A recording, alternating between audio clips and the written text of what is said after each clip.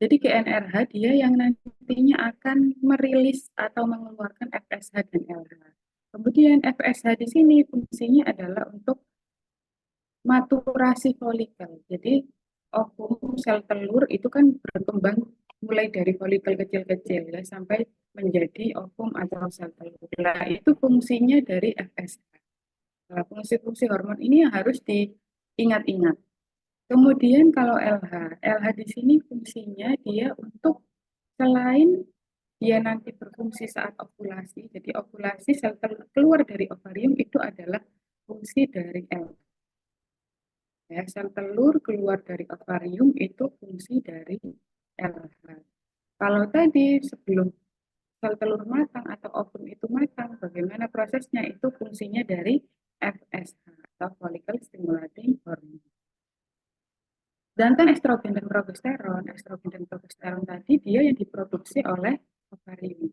Nah, estrogen di sini fungsinya dia nanti untuk apa menebalkan dinding rahim, ya menebalkan dinding endometrium. Kemudian juga menyebabkan perubahan sifat dan jumlah pada lendir serviks. Selain itu biasanya dia berperan pada nyeri sebelum menstruasi atau pramenstrual syndrome. Misalnya nyeri pada bagian payudara atau mastalgia. Itu juga salah satu fungsi dari estrogen atau dipengaruhi oleh estrogen. Sedangkan kalau progesteron, progesteron ini juga meningkatkan, tadi kan sudah ditebalkan oleh estrogen, nah, ditingkatkan lagi oleh progesteron. Nah, progesteron inilah yang nanti akan menyiapkan jika terjadi fertilisasi. Jadi kalau misalnya terjadi fertilisasi, maka nanti akan ada embrio yang menempel di endometrium. Nah, itu fungsinya progesteron untuk menebalkan dinding yang dia untuk disiapkan untuk implantasi. Tapi kalau tidak terjadi implantasi, maka dia akan meluluh menjadi menstruasi. Nah, jadi yang bisa menebalkan kenapa kok sampai terjadi luluan darah menstruasi itu sebenarnya sudah ditebalkan oleh estrogen dan didukung oleh progesteron. Fungsi-fungsi ini yang harus diingat-ingat. Ya. Kemudian saat terjadi kontraksi, kemudian terjadi luruhnya dinding endometrium, lalu terjadi menstruasi, itu salah satu hormon yang berperan adalah prostaglandin. Nah, saat terjadi peningkatan kontraksi uterus, maka nanti bisa terjadi yang namanya nyeri head atau dysmenorrhea. Nah, untuk meringankan dysmenorrhea ini, maka biasanya ada beberapa hal yang bisa dilakukan. Misalnya hanya ringan di hari pertama atau hari kedua, bisa dengan relaksasi, dengan olahraga ringan, di mana olahraga ringan ataupun juga manajemen stres. Jadi semakin stres, maka prostaglandinnya juga akan semakin meningkat. Sedangkan kalau olahraga, kemudian manajemen stres yang baik, maka dia akan mengeluarkan hormon endorfin. Nah, hormon endorfin ini yang nantinya bisa untuk mengurangi nyeri pada saat dysmenorrhea atau nyeri head. Begitu juga pas waktu, misalnya pas waktu kehamilan, bukan hanya pada saat menstruasi saja. Misalnya pas waktu kehamilan, ibu mendapat hubungan yang baik, stresnya juga sedikit. Nah, itu juga sama-sama mengeluarkan hormon endorfin. Sehingga ibu itu akan senang menjalani kehamilannya. Nah, jadi ini adalah hormon-hormon yang berperan dan yang berkaitan. Walaupun prostaglandin ini sebenarnya juga berperan karena saat kontraksi itu PGE2 atau prostaglandin ini mesti akan muncul. Nah, bagaimana agar ini tidak semakin berat, prostaglandinnya nggak semakin berat atau semakin dikeluarkan semakin banyak, maka harus diimbangi dengan adanya endorfin atau hormon yang bisa menyebabkan perasaan tenang, rileks. Itu yang harus diingat. Nah, sebelum kita mengetahui gangguannya, maka kita harus bisa tahu normalnya menstruasi itu sendiri. Ya, siklusnya 24 sampai 35 hari, lamanya 3 sampai 7 hari dan paling banyak 80 cc atau 80 mili. Nah, normal ini, angka-angka normal ini, kalau terjadi ketidaknormalan, maka akan terjadi yang namanya abnormal uterine bleeding atau perdarahan uterus yang abnormal, PUA. PUA. Yang perlu diingat, nanti ada PUA yang berkaitan dengan gangguan berdasarkan jumlah perdarahannya. Kalau berdasarkan jumlah perdarahan, ini ada gangguannya disebut dengan hipomenore dan ada hipermenore atau menuragia. Nah, kalau hipomenore ini menstruasinya lebih sedikit atau lebih pendek. Misalnya sebelumnya itu 5 hari, ini hanya sehari. Kemudian pengeluaran darahnya juga misalnya ganti pembalutnya hanya 1 sampai 2 kali per hari saja. Sedangkan kalau hipermenore, hiper itu berarti banyak. Maka menstruasinya ini perdarahannya bisa lebih dari 80 cc. Bisa ganti per 2 jam, per 1 jam, atau ini 5 sampai 6 kali. Ini kalau berdasarkan jumlah perdarahannya ada hipomenore, ada hipermenore. Sedangkan kalau berdasarkan gangguan siklus menstruasi ada polimenore, ada oligomenore, ada juga amenore. Kalau polimenore, itu berarti poli itu kan ada beberapa poli. Maka bisa kita ingat-ingat, oh kalau beberapa poli berarti ini menstruasinya beberapa kali. Ya namanya poli itu kan macam-macam. Ada poli KIA, poli Lysia, ada poli umum. Ya. Nah, itu sama seperti pas waktu menstruasi juga.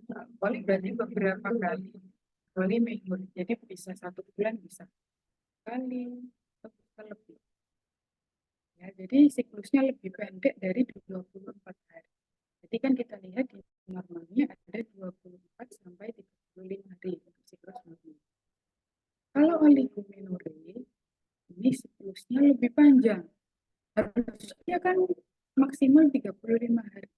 Tapi ini lebih panjang lagi. Sehingga menstruasinya, kalau oligo itu kan usia jadi oligo, jadi bisa lebih dari 1 bulan, bisa lebih dari 2 bulan, ya, bisa lebih 2 bulan atau 3 bulan sekali. Itu oligo. Ini yang berdasarkan siklus. Ada poli, ada oligo. Nah, sedangkan kalau aminore itu dikategorikan lagi. Ada aminore primer, ada aminore sekunder. Nah, kalau aminore primer, ini ada kategorinya menjadi 2. Saat usia 14 tahun, di 14 tahun itu periksa ke bidan. Oh ternyata tidak menstruasi, belum menstruasi. Diperiksa juga di bagian payudaranya. Oh ternyata tidak ada pertumbuhan payudara. Maka disebut dengan aminore primer. Sedangkan kalau datangnya usia 16 tahun, datang periksa, kemudian di sini belum menstruasi. Tapi ternyata ada pertumbuhan payudara. Itu juga disebut dengan aminore primer. Sedangkan kalau amenorrhea sekunder itu sudah pernah menstruasi, tetapi 3 siklus atau 6 bulan tidak menstruasi lagi. Nah, itu disebut dengan amenorrhea sekunder. Jadi amenorrhea primer belum pernah sama sekali, amenorrhea sekunder sudah pernah menas, sudah pernah menstruasi pertama atau sudah pernah menstruasi, 3 siklus tidak menstruasi, 6 bulan tidak menstruasi. Jadi misalnya sekarang menstruasi, 3 siklus kemudian nggak menstruasi, berarti itu namanya amenorrhea sekunder. Atau sekarang menstruasi 6 bulan kemudian berturut-turut nggak menstruasi, itu namanya amenorrhea sekunder. Ya.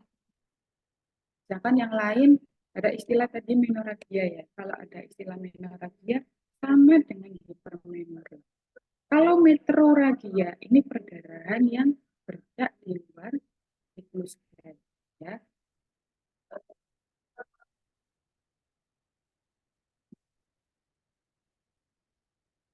Sedangkan kalau yang menometrorragia ini kan namanya menometro. Jadi bersifat di luar siklus, tetapi menstruasinya juga banyak. Ya, itu menometrorragia.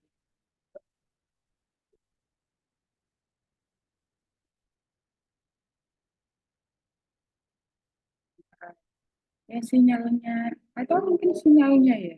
Apa semuanya kurang jelas? Iya, Bu, semuanya putus-putus. Saya juga putus-putus. Semuanya.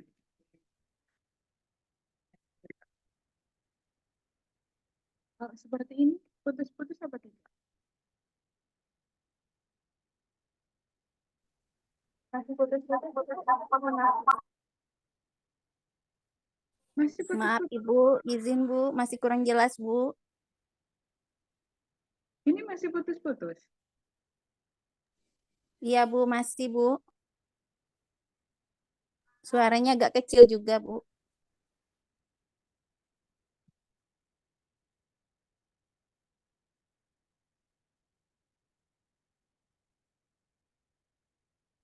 Bentar ya. Stop.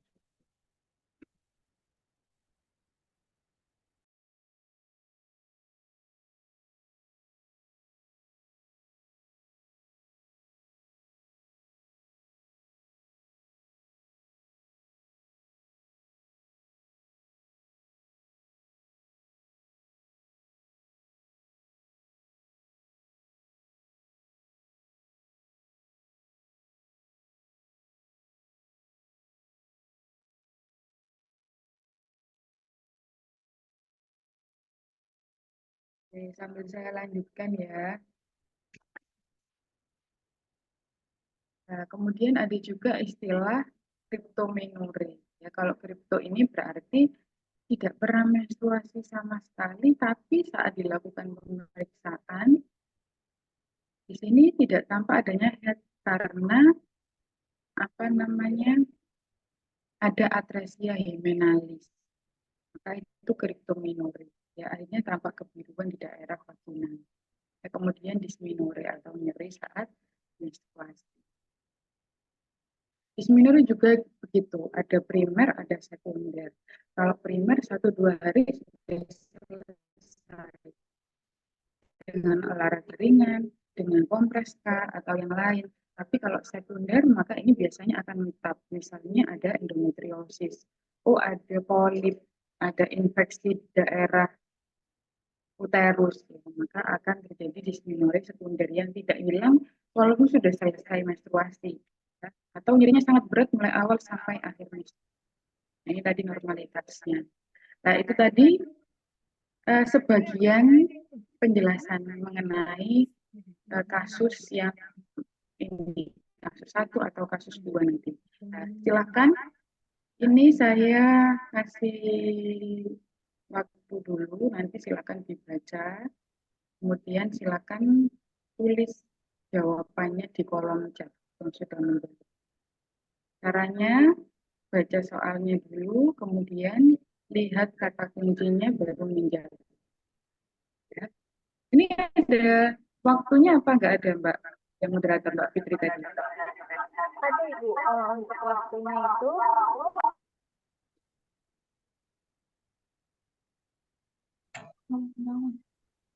Izin Ibu untuk waktunya 45 detik untuk membacakan soal dan 15 detik untuk menjawab di polling Ibu. Oke, berarti langsung agar dibaca partisipannya langsung saja dulu ya. Iya Ibu. Ini pewaktunya langsung dari sana atau sendiri-sendiri? Nanti saya ada timernya Ibu. Nanti muncul ke pollingnya. Di timer kalau begitu. Silakan Mbak Fitri. Baik Ibu.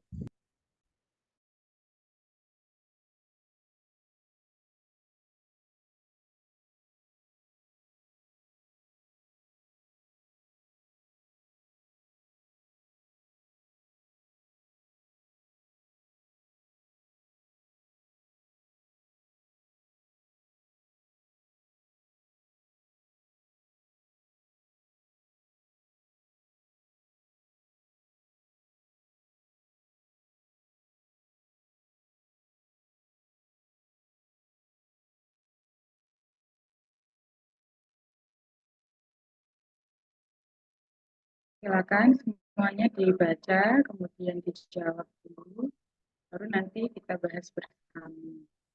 Jadi kalau sudah mendengarkan penjelasan sebelumnya, ini sudah bisa benar semuanya.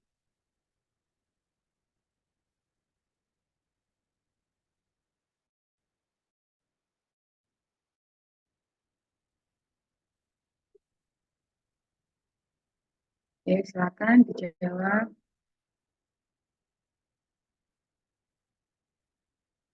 9 dari 11 2022 partisipan.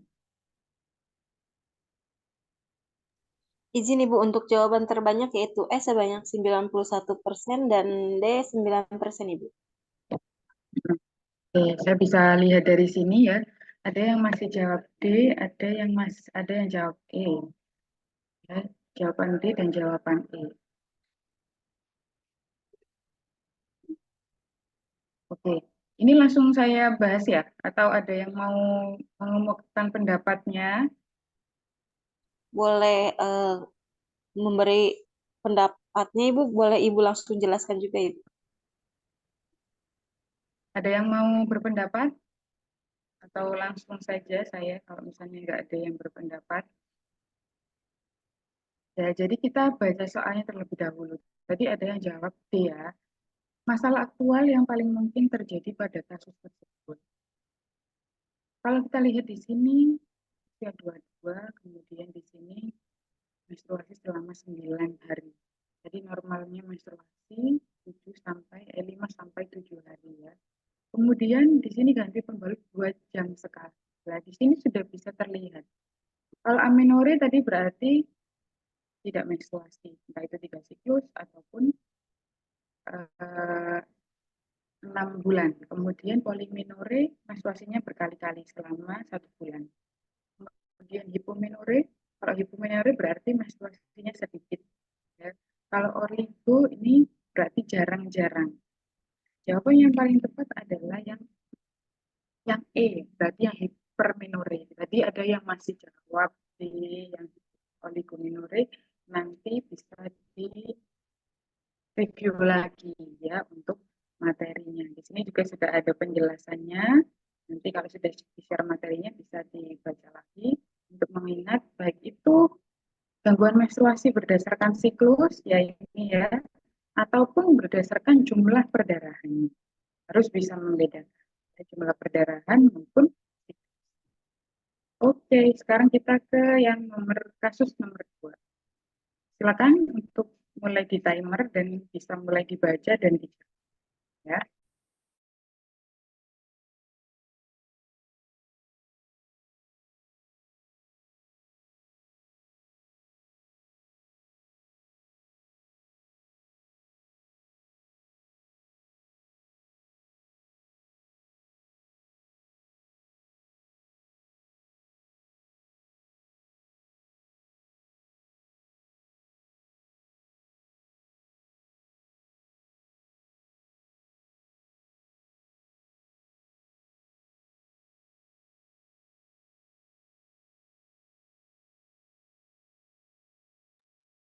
Coba Bu Yuni Kartika Dewi, kenapa kok menjawab E?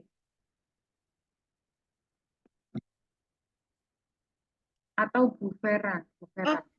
Oh, maaf Ibu, itu yang absen tadi Bu, saya terlambat menjawab yang Oh yang eh, ini. kalau Coba yang Bu ini saya Vera. jawabnya D. Vera. Izin Ibu, tadi Ya, saya silakan. hiperminore adalah pendarahan haid yang lebih banyak dari normal atau lebih dari normal, biasanya lebih dari 8 hari. Ini karena kata kuncinya tadi 9 hari. Itu pedomannya tadi, Bu. Kalau yang ini sekarang yang kasus nomor 2 belum, belum juga. Udah, Bu, saya jawabnya D, D, Bu. D, oke. Kenapa kok D? Karena pernah kata kuncinya karena pernah haid sebelumnya, Bu. Karena pernah haid sebelumnya. Ada yang jawab E Lah, Bu. ya. Bu, Ada yang jawab E, ada yang jawab D. ya Bu, Dek. Dek, Ya, Bu Momo juga D. ya, Dek. Oke, tadi ada yang jawab E ya. Coba kita lihat ya sekarang ya. Masalah aktual. Jadi nanti kalau misalnya membaca ada masalah aktual, ada diagnosa atau diagnosis itu sama saja. Cuma nanti mungkin ada masalah aktual, ada masalah potensial. Nah, biasanya kalau diagnosis ini akan sama dengan masalah aktual. Ya, sama saja. Nah, di sini soalnya masalah aktual yang paling tepat sesuai hasil anamnesis dan pemeriksaan. Kita lihat anamnesisnya langsung. Oh, anamnesis di sini mengatakan menstruasi biasanya setiap bulan, biasanya berarti menstruasi terus. Kemudian sekarang hampir 6 bulan tidak head, Tidak haid. tidak menstruasi. Maka ini bisa tadi seperti yang saya sampaikan di awal, maka disebut dengan jawabannya adalah, coba kita lihat, amenore sekunder. Kalau dismenore sekunder tadi apa? Kalau dismenore sekunder nyeri saat head, tapi dia karena ada faktor lain, bukan hanya 1-2 hari hilang, tapi karena ada penyebab kistanya kah, atau mungkin ada riwayat endometriosis kah. Nah, itu terjadi dismenore sekunder. Ya, harus lebih teliti lagi ya tadi ya yang masih salah-salah ya. Oke, sekarang yang ketiga. Nah, ketiga ini mengenai hormon. Oke, mengenai hormon tadi juga sudah saya sampaikan, harusnya masih ingat ya karena baru beberapa detik yang lalu. Silakan di timer mulai dari sekarang, kita mulai dibaca soalnya dulu, kemudian dicari kata kuncinya. Ya, bukan.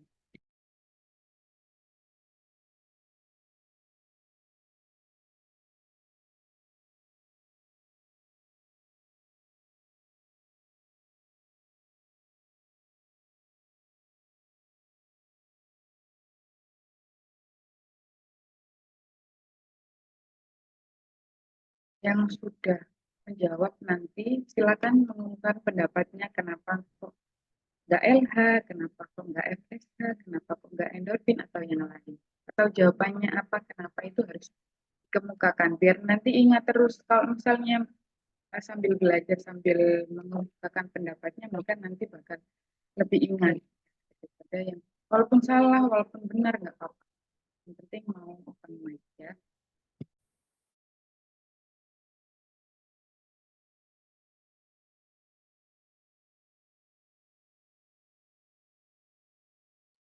Ada yang jawab B, wah rata-rata ya. Ada yang A juga. A, B, C, D. Ada semuanya ini. Rata-rata semuanya jawabnya. Silakan yang berani ngomong kenapa pilih jawaban yang dipilih itu A, B, C, atau D. Silakan. Silakan siapa yang berani.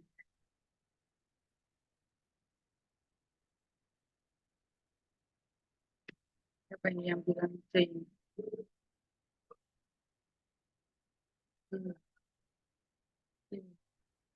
Lina Aryani. Mana Lina Aryani?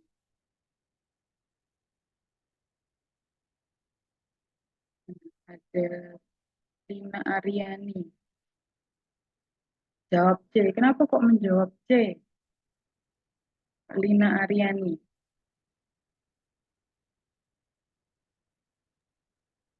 Iya, Bu. Ya, Karena ya. hormon endorfin itu yang menandakan untuk memberitakan tentang rasa nyeri atau sakit di tubuh. Suaranya kurang jelas ya. Apa saya saja yang kurang jelas ya? Ada Eh, yang beda. di sini juga Nah, kurang. ini, nah, oke. Ada Enggar Lestari. Oke, silakan. Enggar Lestari jawab B. Kenapa kok menjawab B? Coba saya mau dengar.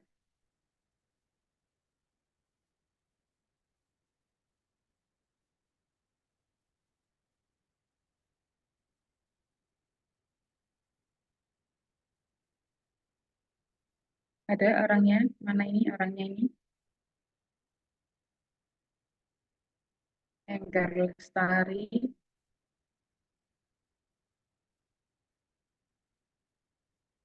Atau di sini yang kelihatan aja lah. Kenapa kok nggak berani open mic ya? Siap. Bu Ella Nurhayati. Ayo Bu Ella. Mana Bu Ella ini? Ya Bu, nggak kedengeran nih di sini hujan deras Bu. Oh gitu. Nah, nggak jelas Jawab Bu. apa? Hujan deras banget Bu, nggak jelas, nggak kedengeran. Kalau Bu Ella jawabnya apa? B Bu, ya. B, FSH. Kenapa kok jawab FSH?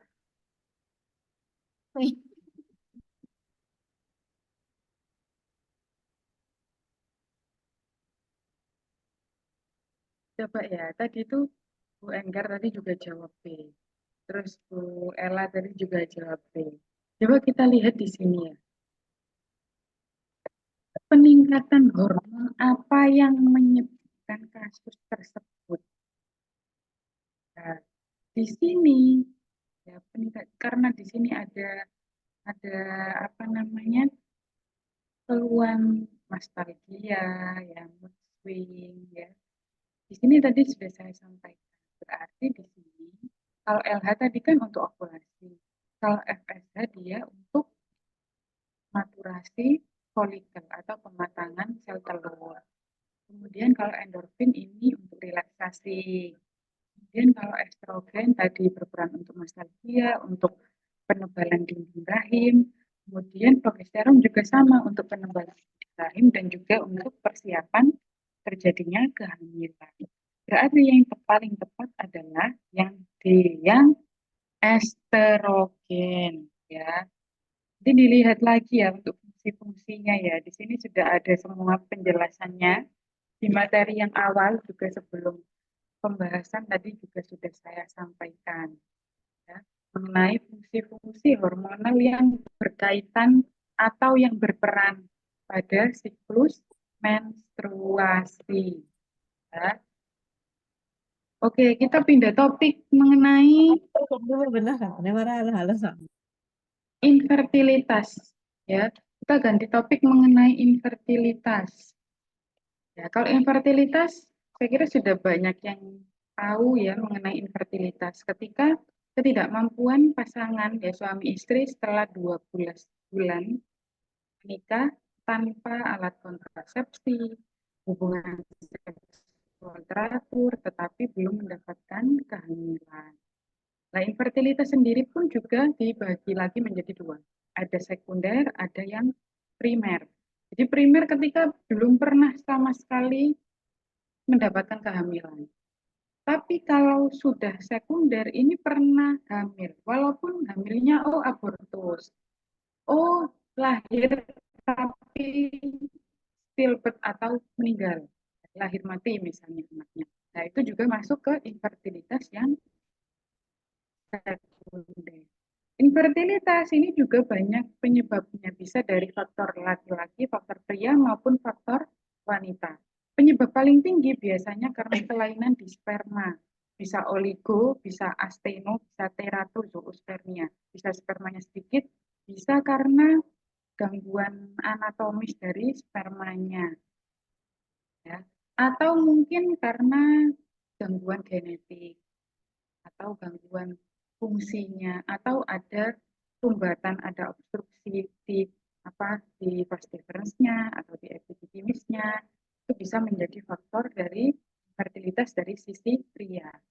Kemudian kalau dari sisi wanita, penyebab infertilitas bisa karena yang pertama gangguan ovulasi. Kalau gangguan ovulasi tadi, ya, misalnya tidak menstruasi, itu berarti ada gangguan ovulasinya pada pasien-pasien PCOS, kemudian pada sekresi hormon prolaktin yang tinggi, kemudian gangguan di hipotalamusnya, sehingga tadi yang pertama di awal tidak bisa mensekresi GnRH, padahal GnRH ini nanti untuk memproduksi FSH dan LH. Kalau FSH, LH nggak ada, ya folikelnya nggak bisa tumbuh, nggak bisa sampai matang, sehingga nggak terjadi ovulasi. Kemudian kalau kelainan anatomi, karena memang misalnya ada gangguan di uterus. Misalnya uterusnya ada skatnya, atau ada polipnya, atau di tuba fallopiannya ada infeksi. Kemudian kalau penyebab lainnya ada endometriosis. Ya, ada endometriosisnya sehingga tampak ada pigmen hitam kebiruan di sekitar endometrium. Jadi ada endometriosis, ada istilah endometritis. Jadi berbeda ya. Kalau endometritis ini berarti ada infeksi. Infeksi di endometrium. Biasanya pada pasien-pasien yang postpartum itu juga bisa terjadi endometritis. Infeksi di endometrium. Beda dengan endometriosis. Ya. Kalau endometriosis seperti tampak ada lesi yang ada di endometrium.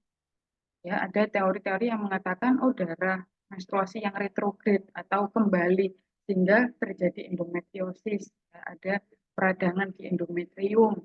Ya, ada sampai berwarna kebiruan, kehitaman, ya. Bahkan sampai nanti endometriosisnya sampai ke tuba fallopi, ke ovarium, seperti itu. Ada juga yang infertilitas yang tidak bisa dijelaskan atau unexplained infertility. Tuh, jadi pas diperiksa semua kok nggak apa-apa. Ya, mungkin itu unexplained infertility.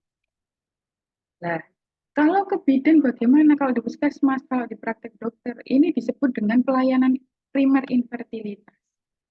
Pada pasien-pasien dengan kondisi misalnya lama infertilitas kurang dari 24 bulan, kurang dari 30 tahun, tidak ada faktor resiko patologi di pelvisnya maupun kelainan pada sistem reproduksi pria. Lalu pasangan yang telah menjalani terapi kurang dari 4 bulan tanpa keberhasilan. Nah, di pelayanan primer ini, biasanya kalau memang tidak ada keberhasilan, maka harus dilakukan rujukan. Nah, kalau di kebidanan, di pelayanan bidan, kita harus mengingat bahwasanya ranah kita itu di fisiologi. Jadi kalau tadi 12 bulan tidak mendapatkan kehamilan sesuai dengan definisinya. Ya. Maka kalau di kebidanan, maka harus dilakukan rujukan ya ke pelayanan sekunder, entah itu di dokter spesialis obstetrik atau ke rumah sakit tipe D, tipe C, yang ada dokter spesialis obstetrik ginekologi, khususnya fertilitas. Itu tentang infertilitas. Nah, sekarang silakan untuk kasus yang keempat. Coba dianalisis. Bisa mulai di timer dari sekarang, dari moderator.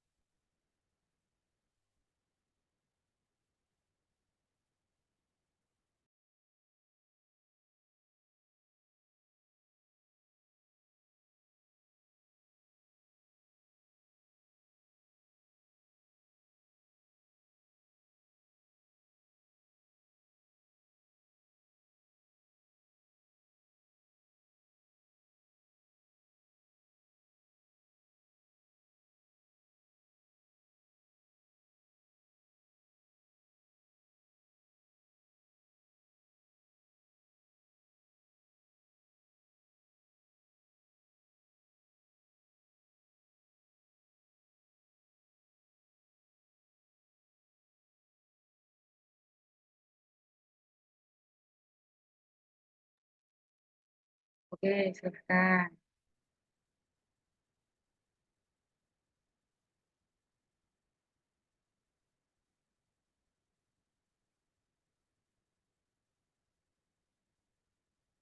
Oke, ada yang C, ada yang E ya.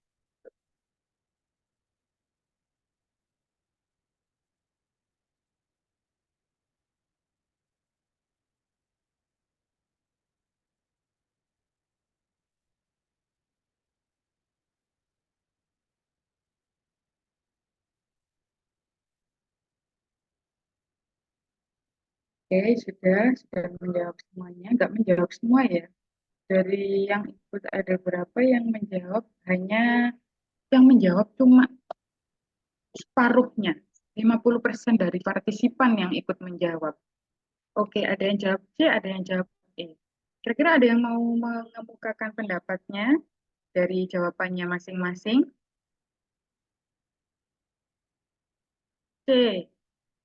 Yang lainnya? Ada lagi?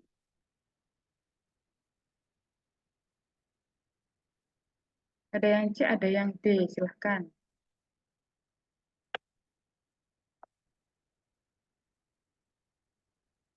Oke, kalau memang nggak ada yang mengemukakan pendapat, ya, maka di sini soalnya coba rencana asuhan apakah yang paling tepat pada kasus tersebut. Tadi ada pelayanan di primer, tapi sekali lagi, kalau kita sebagai bidan itu kan ada ranah fisiologi saja, ya. Maka tadi kalau kita merujuk pada definisi itu kan 12 bulan. Ini hasil anamnesisnya menikah 1,5 tahun. Berarti lebih dari 12 bulan. Tidak kontrasepsi, kemudian juga tidak LDR dengan suaminya. Ya, secara di sini kalau konsultasi gizi kita lihat IMT-nya bagus. Ya, berarti gizinya sudah tepat. Olahraga teratur. Di sini tidak ada keluhan yang lain ya, yang berkaitan dengan olahraga. Kemudian edukasi masa subur. Nah, kalau edukasi masa subur di sini tidak ada apa namanya, memang harus edukasi masa subur. Tetapi ini karena sudah 12 bulan lebih, maka di sini yang paling tepat itu adalah jawabannya yang E, ya. Konsultasi ke objin fertilitas. Karena kita kan nggak tahu ya, nanti kalau sudah 12 bulan tanpa ada pemeriksaan lebih lanjut, kita nggak tahu ini memang normal dari istrinya ataukah mungkin ada gangguan di suaminya. Ya, kalau edukasi masa subur, pengaturan pola seksual, ini hampir sama nantinya akhirnya. Ya, padahal di sini tidak ada data yang menunjukkan kalau misalnya, oh ini ternyata suaminya kerja di mana atau pulang berapa kali. Itu nanti akan ada data-data seperti itu jika nanti mengarahnya ke edukasi masa subur maupun pengaturan pola seksual. Jadi kita lihat di sini kata kunci yang kita lihat di sini adalah menikah 1,5 tahun sudah melakukan hubungan suami istri ya rutin, kemudian tidak ada penggunaan kontrasepsi. Ya. Maka di sini kalau sudah infertilitas di kebidanan atau periksanya di bidan, maka kita harus melakukan konsultasi ke dokter spesialis OB. Oke. Kalau kasus nomor 5, silakan kita lanjut ke kasus nomor 5. Silakan mulai di timer, nanti dilihat masalah atau diagnosis ini apa, kira-kira yang dijelaskan pada klien ini apa.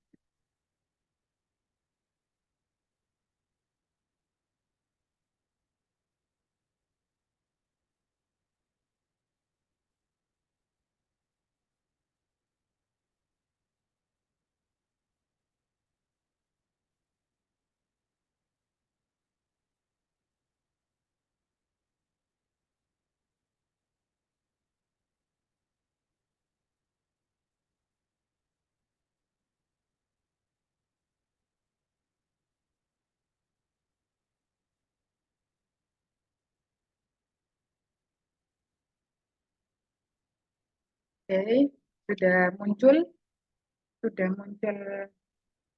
polling.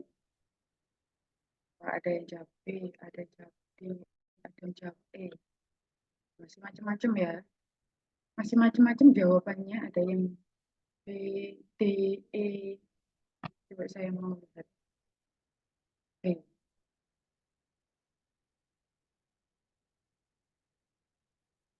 Bu Susi, Forianti, mana orangnya ini?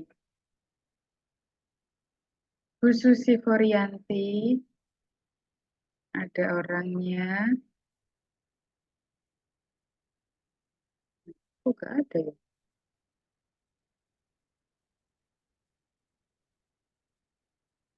Oke, Bu Susi sudah kelihatan. Silakan. Silakan, Bu. Iya Bu, kenapa saya menjawab infertilitas primer? Karena dari pembahasan tadi yang Ibu sampaikan, kalau nggak salah ya Bu, nggak Ya, tahu berarti benar juga pendekatan atau sudah enggak, atau salah. Karena dia kunci kata kuncinya Ya, karena kata kuncinya pasangan ini sudah menikah selama 3 tahun dan apalagi sudah melakukan konsultasi dan juga ternyata terlambat tetapi masih negatif. Artinya si ibu ini memang infertilitas primer gitu, Bu. Karena memang ketidaksuburannya. Berarti mulai dari awal sama sekali belum pernah ini ya, belum pernah hamil gitu ya maksudnya ya. Ya, ya, Belum pernah. walaupun dia sudah pernah konsultasi juga, program Ya. hamil juga, tetapi tidak hasil pemeriksaannya tetap negatif juga. Makanya saya menjawab B. Oke, baik. Terima kasih Bu Susi ya. Oke, jadi masalah diagnosis yang Sama dijelaskan Ibu. pada kasus ini yang paling tepat. Ya. Kalau ketidaksuburan, itu ketidaksuburannya seperti apa ya? Yang A itu nggak mungkin. Kalau infertilitas primer berarti belum pernah sama sekali hamil. Ya, ini sudah 3 tahun, sudah program hamil, tetap belum ada hasilnya. Bahkan di tes pack sudah 2 bulan, tes packnya pun masih negatif sekarang. Berarti kan belum pernah sama sekali. Tapi dia memang tidak menstruasi atau terlambat menstruasi, bisa saja karena menstruasinya apa namanya pada saat bulan ini memanjang atau mungkin karena sedang memikirkan program kehamilannya sehingga dia terlambat menstruasi hampir 1 bulan. Atau mungkin ada gangguan lainnya. Tadi mungkin ada gangguan ovulasinya atau gangguan di anatomi uterusnya, itu bisa saja. Kalau infertilitas tersier ini tidak ada ya. Kalau infertilitas sekunder sudah pernah hamil atau sudah pernah melahirkan anak. Nah, kalau gangguan reproduksi malah kurang spesifik.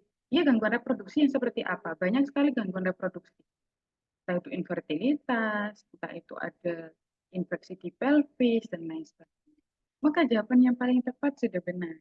Posisi tadi jawabannya sudah benar, yang B. Ya.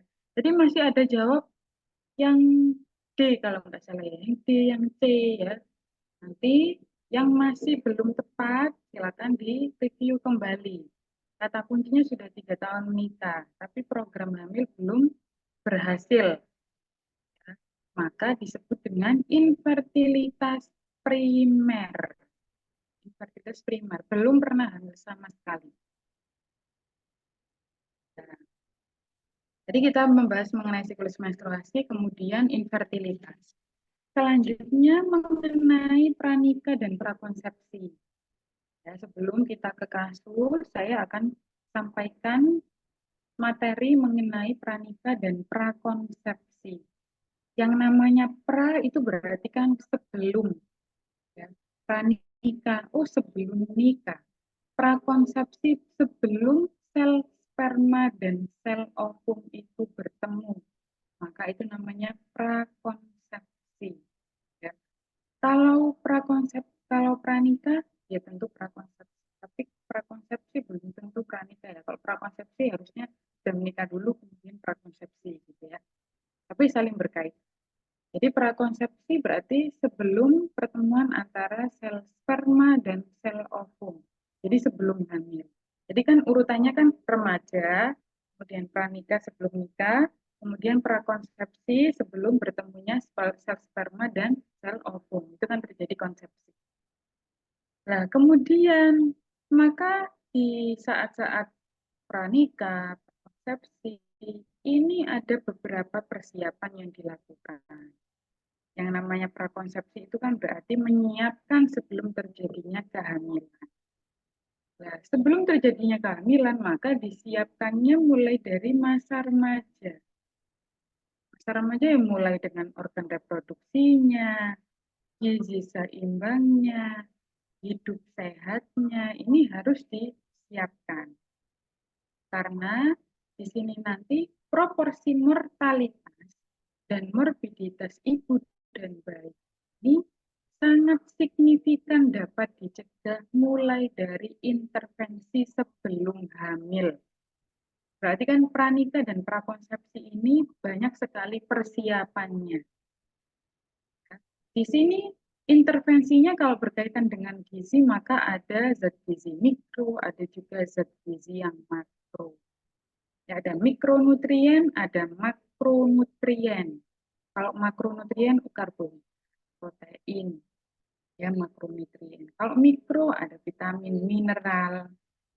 Ya. Nah, di sini gizi prakonsepsi itu nantinya juga akan untuk mencegah nanti khususnya ke stunting ya, sebelum ke stunting ada mencegah resiko BPLR, ada resiko prematur juga dapat dicegah, resiko infeksi pada bayi dapat dicegah. Nah, zat-zat gizi ini baik mikro maupun makro ini sangat menunjang kesehatan wanita usia subur, mulai dari remaja, pranikah, dan prakonsepsi. Yang dibutuhkan makronutrien, zat gizi makro, mulai dari karbohidrat, protein, lemak. Kalau mikronutrien, mulai dari asam folat, vitamin A, vitamin E, B12, mineral, kalsium, omega 3, zat besi, ya itu mikronutrien. Nah, hal-hal ini yang harus kita tanamkan untuk diingat saat masa-masa prakonsepsi maupun pranikah. Salah satu mikronutrien yang penting itu adalah asam folat. Asam folat itu bukan hanya nantinya mencegah janin dari resiko cacat tabung janin di tulang belakangnya, tetapi juga asam folat ini sebenarnya secara tidak langsung juga untuk menjaga HB, ya, untuk mencegah anemia. Karena asam folat ini sebenarnya juga berperan dalam pembentukan darah. Makanya asam folat kenapa di tablet tambah darah itu kan ada zat besi dan juga asam folat. Karena keduanya ini nanti berpengaruh untuk eritropoiesis ataukah juga pembentukan darah, pembentukan untuk meningkatkan HB. Itu juga penting di sini.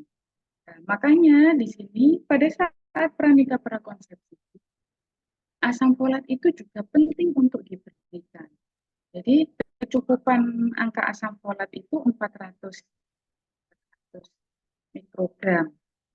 400 mikrogram. Nah, di sini kalau misalnya kekurangan asam folat, maka akan menyebabkan nantinya perubahan pada morfologi inti sel. Sehingga nanti akan terjadi anemia. Di sini sel darah merah, sel darah putih, itu dia akan ada gangguan kalau kita kekurangan asam folat, khususnya pada wanita usia subur. Jadi bedanya folat dengan asam folat, kalau folat itu bisa kita dapatkan langsung dari sumbernya. Oh, misalnya dari sayuran hijau, dari daging, hati, bijian, kacang-kacangan, folat, atau diproduksi dari tubuh. Tapi kalau asam folat, nah ini yang fortifikasi. Jadi asam folat itu berarti yang suplementasi, itu asam. Kalau folat itu langsung didapatkan dari sumbernya, itu folat. Kalau asam folat itu yang suplementasi, jadi yang dibuat ya, difortifikasi. Fortifikasi berarti yang disesuaikan dengan kandungan folat yang asli. Nah, selain itu, saat pranikah, catin itu kita harus bisa memenuhi ini. Kita jangan sampai kelewatan salah satu penyebabnya terjadinya stunting. Makanya status gizi pada catin itu benar-benar harus dijaga. Selain itu juga anemia, mencegah terjadinya anemia. Kemudian menghindari 4T, terlalu muda, terlalu tua, terlalu banyak anak, atau terlalu dekat jarak. Lalu juga menghindari merokok. Jadi 4 ini gizi dilihat dari IMT dan lila, kemudian anemianya, pencegahan anemia, kemudian 4T terlalu muda, terlalu tua, terlalu banyak, dan terlalu dekat, lalu yang menghindari merokok. Nah, kalau 4-4-nya ini sudah bagus, sudah dihindari, dan sudah bagus IMT-nya lilanya, maka ini sudah bisa dikatakan siap untuk konsepsi, siap terjadi kehamilan. Sedangkan Selain tadi, 4 hal tadi, pemeriksaan yang harus dilakukan pranika, pranika prakonsepsi, mulai dari berat badan, tinggi badan, sehingga nanti kita tahu IMT-nya, juga kita tahu pemeriksaan lab-nya, atau pemeriksaan kesehatan lanjutan. Mulai dari misalnya di sini TORCH, kemudian bagaimana status TT-nya, kemudian imunisasi, misalnya pernah imunisasi HPV ataukah yang lainnya. Lalu pemeriksaan darah yang paling penting. Yang pertama adalah HB, golongan darah, serta resusnya. Sedangkan yang lain, kalau berdasarkan Kemenkes 2008, kondisi-kondisi tertentu, misalnya ada riwayat penyakit di keluarga, maka yang perlu diperiksa mulai dari kadar gula darah, HIV, IMS, hepatitis, TORCH tadi, malaria, thalassemia, dan yang lainnya sesuai dengan indikasi atau riwayat yang ada di keluarga maupun riwayat penyakit yang ada di pasien itu sendiri. Nah, ini adalah klasifikasi IMT, jadi normalnya 18,5 sampai 25. Ini nanti kalau misalnya di kasus kok ternyata ada IMT, berarti ya harus ada konseling gizi. Lila juga begitu. Pada dewasa kurang dari 23,5 ini harus dihindari agar tidak terjadi KEK. Ya. Kemudian anemia. Nah, kalau anemia, bagaimana mencegahnya? Ya, kalau HB kurang dari 12 pada catin, maka makanan-makanan yang bersumber mengandung protein, mulai dari ikan, ayam, daging, kemudian pemberian tablet tambah darah, atau makan yang kaya zat besi, dan juga bisa, kalau misalnya mengandung zat besi, maka kita harus bisa menghindari saat minum tablet tambah darah, dihindari dengan barengan kopi, teh, maupun tadi kalau 4P ya, paling tidak minimal pada perempuan 21 tahun, pada laki-laki 25 tahun untuk yang siap mendapatkan kehamilan atau siap berkeluarga. Kemudian di sini di bawah 20 tahun atau di atas 35 tentu nantinya akan beresiko pada kehamilannya maupun pada outcome kehamilannya atau pada anak yang dilahirkan. Sedangkan kalau rokok, ya rokok juga ini harus dihindari karena di sini nanti kalau pada ibu-ibu dengan pranika prakonsepsi ternyata menggunakan rokok. Selain beban ekonomi ya, selain beban ekonomi juga kita lihat dari sisi kesehatannya. Akan mengganggu proses penyerapan gizi pada janinnya nanti. Kemudian akan beresiko bayi yang lahir prematur maupun BBL. Nah, makanya pranika prakonsepsi kita benar-benar harus mempersiapkan ya, status gizinya, lab-nya, secara umum kesehatannya, BPT, IMT, kemudian pemeriksaan laboratorium, pemeriksaan darah. Kita sekarang ke kasus yang ke-6. Oke, mungkin bisa mulai di timer ya, di timer. Silakan kasus nomor 6, nanti saya tunggu siapa yang berani untuk menjawab.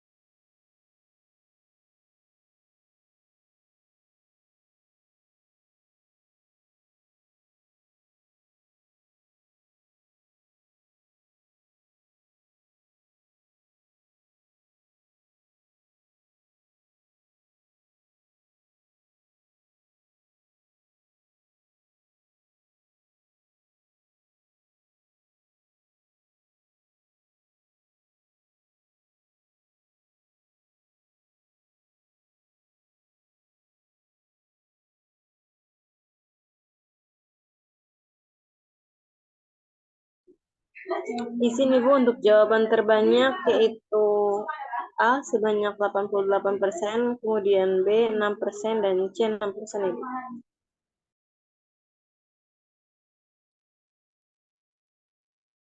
Oke, ini juga sudah terlihat ada yang A, ada yang B, ada yang C ya. Ini juga sudah lumayan agak banyak tadi, mungkin sekitar 60% ini dari yang ikut yang menjawab ya. Oke, silakan. Ada yang mau ngasih jawaban? Bu Yuni? Izin jawab. Silakan. Silakan. Ada yang menjawab. Oke. Enggak, Bu Yuni saja silakan. Izin Bu menjawab. Dari soal ini saya mengambil kata kunci yaitu karena hasil siklus menstruasinya normal ya 28 hari, tapi di Ya. kata kuncinya punya keturunan diabetes mellitus dari ayahnya. Makanya saya ngambil option A, Option A, tes gula darah. tes gula darah. Oke, terima kasih Bu Yuni. Jelas ya. Suara Bu Yuni jelas kok di saya di sini. Mungkin suara saya yang putus-putus ya di sana ya. Iya Bu, suaranya agak jauh ke belakang Bu. Iya, padahal ini juga normal seperti biasa ya. Oke, nggak apa-apa. Yang penting masih bisa ini ya, masih bisa interaktif ya. Jadi di sini langsung ya saya ya. Tadi ada yang jawab B, ada yang jawab C, tapi saya lihat di polling tadi ya. Rangkaian tes pemeriksaan lab yang utama. Jadi kasus-kasus seperti ini bukan hanya pada kehamilan ya, pada remaja pranika ya. Mungkin di kehamilan nanti juga akan ada soal-soal kasus seperti ini. Jadi dilihat kasusnya, kemudian apa yang sekiranya ini berkaitan yang harus dilakukan screening. Nah, salah satu screening itu ya dengan cara pemeriksaan tes laboratorium atau pemeriksaan penunjang. Kalau kita lihat di sini, tadi dari kata kunci yang sudah disampaikan ya oleh Bu Yuni tadi yang jawab.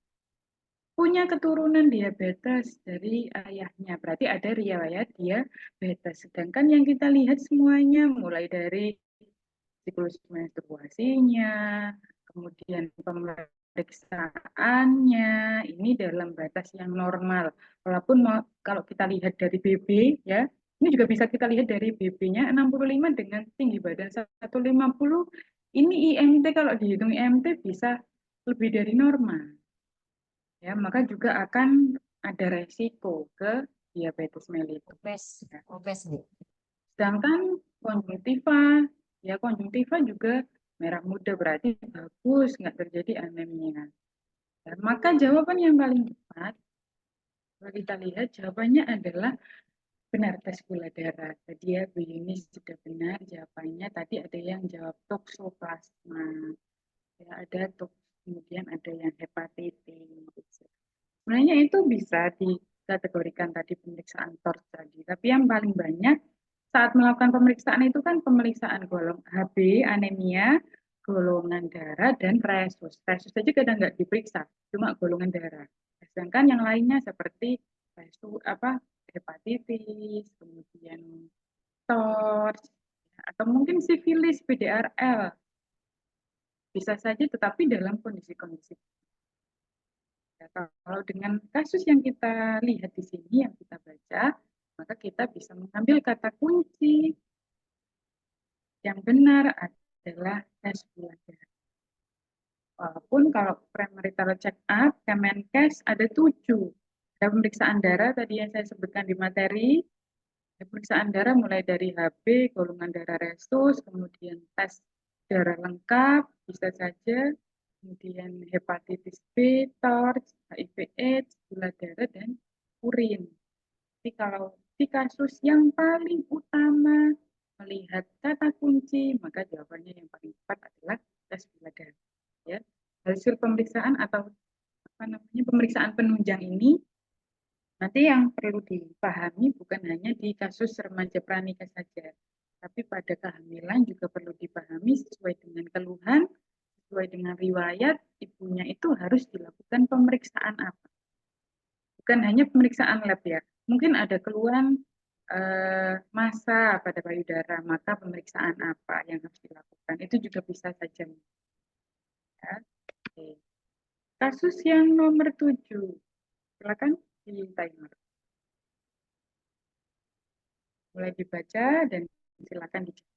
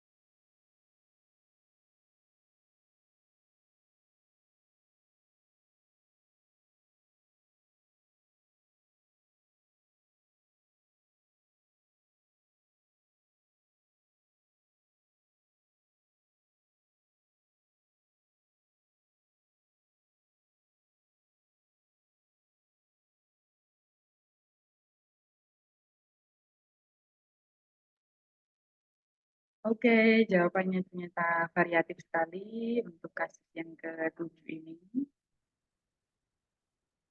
Ada yang jawab A, ada yang B, ada yang E. Lebih banyak yang B. Walaupun mayoritas D, tapi kenapa masih ada yang E, ada yang B, ada yang A. Atau mungkin yang malah yang jawabannya sedikit ini yang benar. Oke. Dewita. Oke, Bu Dewita. Mana saya mau lihat Bu Dewita. Mana Bu Dewita ini ya?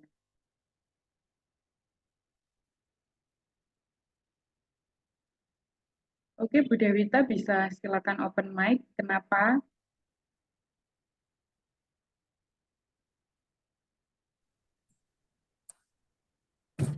Ya Ibu, Ya, maaf silakan. Ibu, ini baterainya hampir habis lagi di perjalanan Ibu, maaf. Oh, aduh, ya, Nah, ya. Semoga masih bisa ya, ngobrol sampai selesai ya. Allah. Silakan. Nanti Ya, di tengah-tengah mati. ya. Silakan, silakan. Sebetulnya tadi waktu milih jawabannya karena di sini kita lihat HB-nya rendah Ibu. HB-nya 9,8 mg/sen, sementara yang lain-lainnya ada normal dan menikah baru 3 bulan. Jadi kemungkinan ibunya anemi sehingga saya memilih opsinya D, Ibu. Demikian Ibu, terima kasih Ibu. Oke, terima kasih Bu Dewita ya. Semoga baterainya nggak habis ya sampai selesai ya. Masih Oke, 3 menit. sekarang Ibu oh, boleh berarti masih bisa itu. Bu boleh menambahkan nggak Bu? Ya, silakan. Ya Bu, itu, Boleh. di situ kata kuncinya Bu juga Momo ada. Suherlawati. Ibu di situ juga IMT-nya 19,8 ya Bu. Jadi selain dari HB-nya kan nggak normal ya Bu ya. Batasnya kan 3 ya. Untuk IMT-nya ya. Betul, berarti jawabannya Bu Mama memilih apa? D juga ya? Itu masih di mute mic-nya. Saya jawabannya masih sama Bu D. Sama D. Oke, Ya. sip kalau begitu. Terima kasih Bu Momo dan Ya, Bu sama Ibu. Dewati tadi ya. Dewita sampai Dewati. Dewita. Oke. Konseling apa yang paling tepat pada kasus tersebut? Kita lihat kasusnya menikah 3 bulan, baru 3 bulan ya. Kemudian tidak kontrasepsi. Tapi di sini dia kan datangnya untuk konsultasi kehamilan pertama. Ternyata kita lihat di pemeriksaan secara TTV ini bagus. Secara IMT 19,8 ini sebenarnya cukup bagus, cuma memang mendekati ya sudah agak agak mendekati ke kurang ya. Kemudian HB-nya, tadi kalau Catin kurang dari 12 itu sudah anemia. Lalu di abdomennya tidak teraba massa dan HCG-nya masih negatif, dilakukan pemeriksaan BP testnya ya. Maka kalau membiasakan olahraga, ini tidak ada keluhan obesitas. Ya. IMT-nya segitu. Kemudian kalau pengaturan pola seksual di sini datanya hubungan suami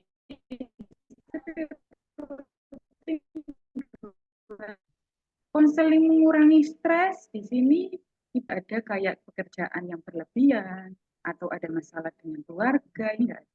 Yang dikonsumsi tablet tambah darah kita lihat karena HB-nya segitu, IMT-nya mulai mendekati kurang, maka ini nanti kemungkinan dengan gizinya yang tidak teratur, maka perlu suplementasi tablet tambah darah.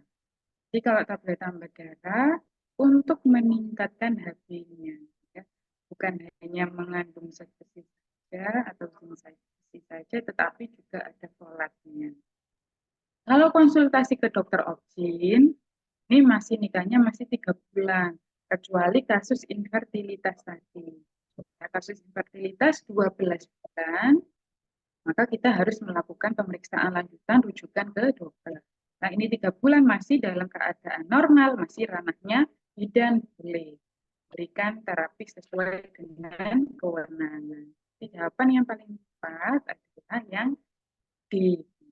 Jadi ada yang masih A, ada yang masih B, ada yang masih E, ya. Nanti di review lagi ya, mengenai materi maupun pembahasan soal.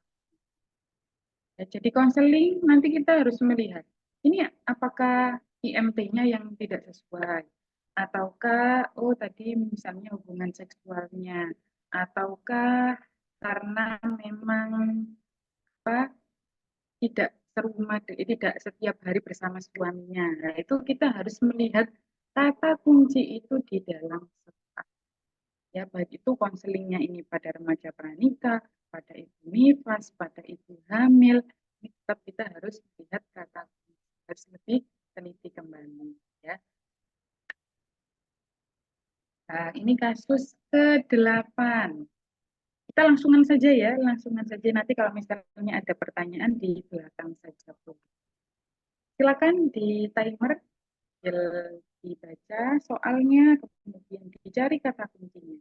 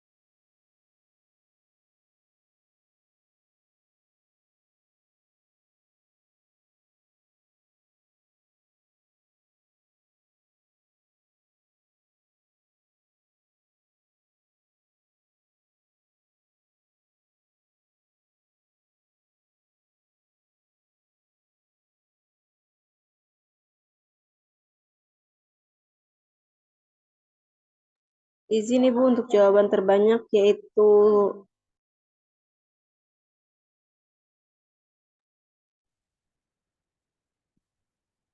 Oke, saya lihat di sini juga jawabannya. Ada yang B, ada yang E. Nah, Ternyata setiap soal semuanya tadi ya, mulai kasus yang pertama sampai kasus yang sekian ke-8 ini ternyata masih ada yang jawabannya yang nggak sama atau ada yang nggak jawab ya. Ini yang saya takutkan itu yang nggak jawab. Ini biasanya kalau yang jawab ini akan ingat. Yang nggak jawab ini nanti biasanya akan sulit ingat ya. Mumpung kita kan belajar bareng.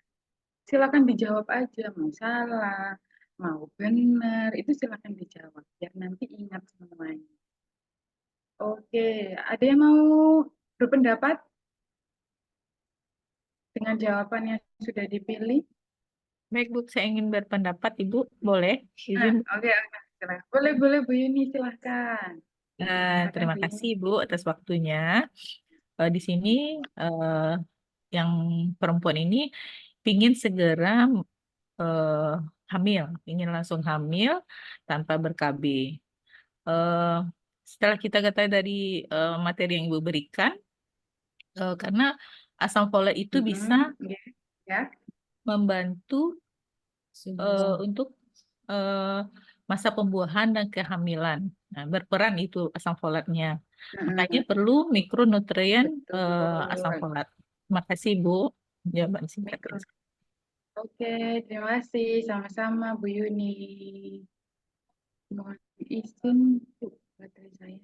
Oh iya, ya Bu Dewita, silahkan. Ya, silakan. Ada yang jawab yang lain tadi. Coba saya mau tahu siapa tadi yang jawab beda dengan Bu Yuni. Ya, berani nggak nih yang jawabannya beda?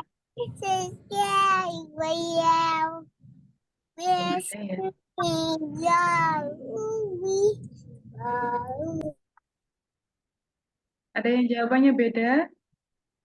Nah, kalau pas gini, kalau sudah gini, nggak berani tadi yang jawab beda. Ya, nggak apa-apa, walaupun beda mau dikemukakan, nggak apa-apa ya.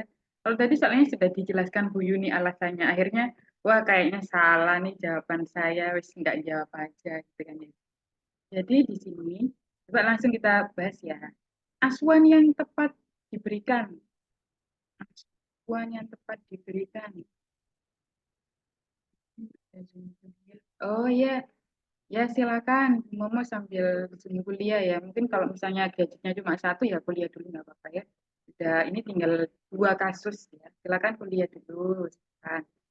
Kemudian asuhan yang tepat. Kalau kita lihat di kasus ini 1 bulan lagi akan menikah. Kemudian inginnya nanti di sini rencananya 1 bulan menikah ingin langsung hamil tanpa KB. Maka di sini kalau diet nutrisi coba kita lihat diet nutrisi. BB50, TB150 ini kira-kira kalau kita hitung sesuai IMT masih sesuai. Olahraga teratur dia melakukan olahraga paling tidak di sini seminggu sekali ini ada aktivitas fisik yang lainnya sehari-hari dengan aktivitas yang biasa. Kemudian rujuk ke dokter obgyn, ya belum kan belum tahu kenapa. Masih mau 1 bulan lagi, ini juga masih konsul. Rujuk ke konsultan perkawinan, ini kan nggak ada masalah dengan, misalnya ada masalah pertimbangan pernikahannya nanti kah, atau mau mengadopsi kah, atau yang lain, nggak ada masalah di situ. Maka yang paling tepat jawabannya adalah betul sekali yang mikronutrien, pemberian mikronutrien asam folat. Bisa langsung asam folat, bisa tadi yang bareng tablet tambah darah tadi atau asam folat sendiri. Sehingga nanti asam folat itu kan paling tidak 2 bulan minimal. 2 bulan sebelum menikah itu sudah harus diberikan asam folat. Sehingga nanti persiapan kehamilannya sudah bagus. Ya, untuk mendukung kehamilannya. Selain untuk HB, untuk persiapan kesehatan janinnya nanti, itu penting sekali asam folat. Karena asam folat ini bukan kok untuk mencegah kelainan pada janinnya saja, tetapi untuk mendukung kesehatan ibunya.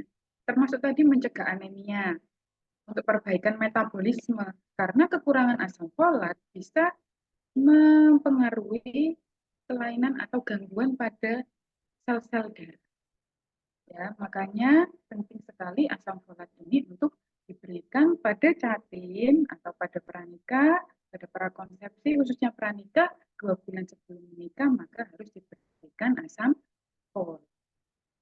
Oke, ini pembahasannya. Nanti yang masih belum tepat, atau masih ragu, akhirnya nggak jawab, nggak mesti polling, maka harus di-review lagi. Oke, sekarang kita ganti materi ya. Ini masih seputar pranikah prakonsepsi. Nah, pranikah prakonsepsi itu juga ada tadi yang ingin hamil langsung. Tapi kita juga tidak salah untuk mengedukasikan, konseling mengenai keluarga berencana. Kalau keluarga berencana, salah satunya ya bisa untuk menunda kehamilan, bisa untuk mengatur jarak kehamilan, untuk menjarangkan, atau untuk malah tidak hamil. Itu keluarga berencana dengan kontrasepsi. Jadi keluarga berencana menggunakan metode kontrasepsi. Nah, di metode kontrasepsi bisa ada beberapa yang bisa dipilih oleh Catin atau pada pranikah atau prakonsepsi. Aku sudah menikah tapi ingin menunda dulu ya boleh. Itu sesuai dengan pasiennya keinginannya gimana. Bisa menggunakan pil kombinasi, bisa menggunakan pil progestin, bisa menggunakan KB sederhana ya, ada yang kondom, ada coitus interruptus, ada metode kalender, ada suhu basah, ataukah juga hormonal yang lain, ada suntik kombinasi, pil progestin, atau dengan IUD, atau MOW, MOP. Mungkin ini MOW, MOP khusus ya. Mungkin khusus yang, nggak mau, benar-benar nggak mau punya anak. Atau mungkin ada kelainan yang memang tidak bisa untuk punya anak. Kita bisa MOW atau kalau misalnya keinginannya jangka panjang menundanya, maka kita kasihlah IUD. Tapi kalau cuma setahun atau setengah tahun, maka bisa kita kasih hormonal, misalnya injeksi kombinasi atau pil kombinasi, itu bisa. Cuma nanti kekurangannya kalau misalnya hormonal, kombinasi, pil kombinasi, injeksi, ini tidak bisa langsung kembali ke suburannya. Harus nunggu minimal 3 bulan baru kembali ke suburannya. Tapi kalau IUD ini bisa langsung kembali. Sehingga kalau belum punya anak sama sekali, kemudian menunda pakai IUD, itu bisa langsung kalau setelah selesai dilepas, maka bisa langsung hamil. Program hamilnya lebih cepat. Tapi kalau yang hormonal, maka kita harus menunggu dulu. Itu harus dijelaskan. Tapi kalau yang sederhana saja, cuma menundanya cuma 2 bulan, 3 bulan, atau misalnya cuma 5 bulan nunda dulu, atau cuma 6 bulan, sederhana saja, ya bisa pakai kondom, bisa pakai coitus interruptus, kalender, atau suhu basal, dan lain sebagainya. Di saat pranikah atau prakonsepsi, KB dengan kontrasepsi ini pun juga harus dijelaskan.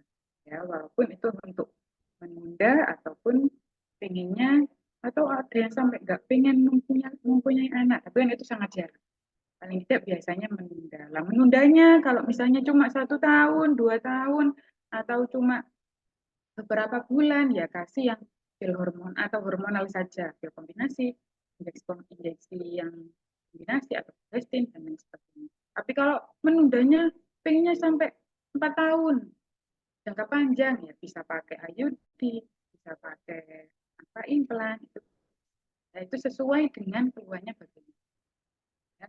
Oke, ini nanti progestin dan lain sebagainya, nanti mungkin di KB itu akan lebih dijelaskan. Di sini harus tahu saja, walaupun di pranikah prakonsepsi tetap harus bisa. Ya. Oke, sekarang kita, nah ini tadi yang IUD ya, jadi ada IUD ataupun implan. Diingat-ingat kita harus tahu jangka panjang atau jangka pendek. Termasuk kalau pada pasien-pasien yang setelah melahirkan, kemudian nanti kan berarti kan prakonsepsi, ya. Kalau masa apa namanya, misalnya anak pertama ke anak kedua. Nah, anak pertama ke anak kedua ini mau menjarangkan berapa lama? Misalnya jangka panjang, 4 tahun lebih ya dikasih AYUD. Itu juga kalau sebelum hamil atau sebelum memiliki anak sama sekali tapi mau menunda juga ditanya ini mau berapa lama. Kalau misalnya cuma sebentar 1 tahun 2 tahun beberapa bulan saja maka kasih yang hormonal boleh atau sederhana saja wis gak usah yang hormonal karena hormonal nanti malah tadi belum punya anak tapi menunda dikasih hormonal setelah lepas suntik lepas pil butuh waktu 3 bulan itu kadang sudah galau ya sudah mikir kenapa nggak hamil padahal sudah lepas KB sudah lepas suntik sudah lepas pil ya itu namanya juga hormonal harus butuh waktu paling tidak 120 hari untuk kembali ke normal jadi kalau misalnya jangka pendek saat pilihan sederhana saja tapi yang sederhana tapi kalau misalnya jangka panjang dikasih yang metode kontrasepsi jangka panjang baik ibu yang sudah memiliki anak maupun yang pranikah prakonsepsi perlu diedukasikan dikonselingi mengenai keluarga berencana karena setiap orang mempunyai tujuan yang berbeda-beda. Oke, silakan sekarang kita ke kasus yang ke-9. Silakan Mbak Fitri ya tadi ya Mbak Fitri untuk di apa namanya ini di timer. Baik Ibu, sudah mulai timernya Ibu.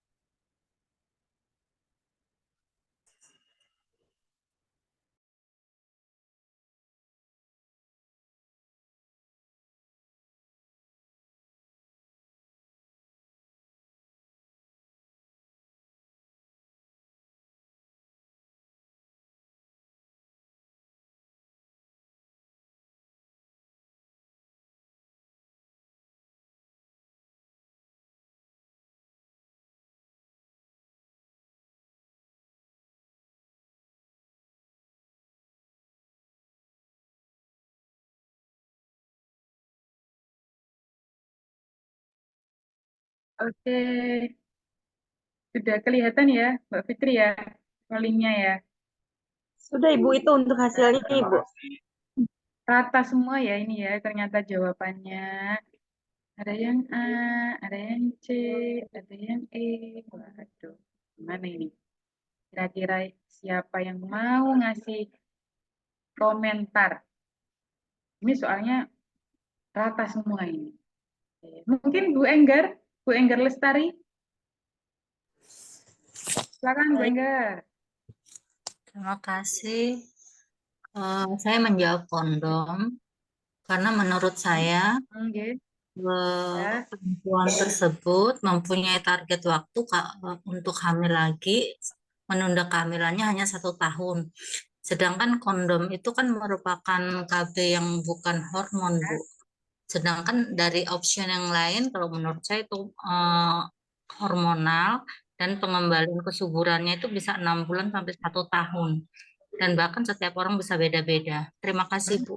Demikian dari saya. Oke, terima kasih Bu Enggar. Yang lainnya tadi yang jawab apa tadi? A. D ya. Ada lagi yang selain yang selain kondom? Coba, ada yang berani nggak yang selain jawabannya beda gitu? Oh, Bu Yuni, ya silakan Bu Yuni. Wah, baik Bu, saya mencoba untuk menjawab. Eh, ini apa?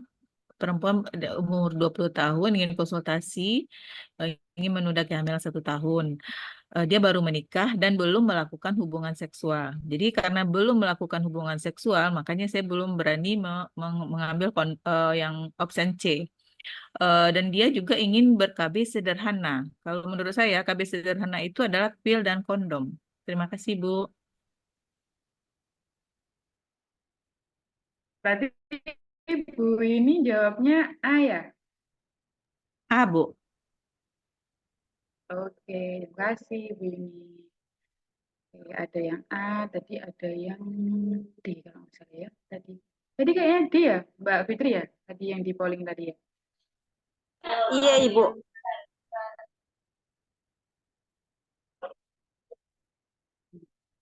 Oke. Alat kontrasepsi apa yang paling tepat pada kasus tersebut? Usia 20 ya. Usia 20 tadi kalau misalnya pranikah atau catim, ya tadi kan tidak boleh terlalu muda. Ya 21 tahun perempuan, 25 tahun pada laki-laki. Maka kalau nanti 1 tahun kemudian, itu kan berarti sudah 21, berarti sudah boleh ya. Kemudian di sini, ingin KB sederhana. KB sederhana. Nah, di sini kalau pil, kemudian suntik progestin, ini kan berarti KB hormonal ya, KB hormonal. Di mana tadi minimal kembalinya kesuburan itu minimal ya, minimal itu 120 hari atau 3 bulan setelah lepas kontrasepsi.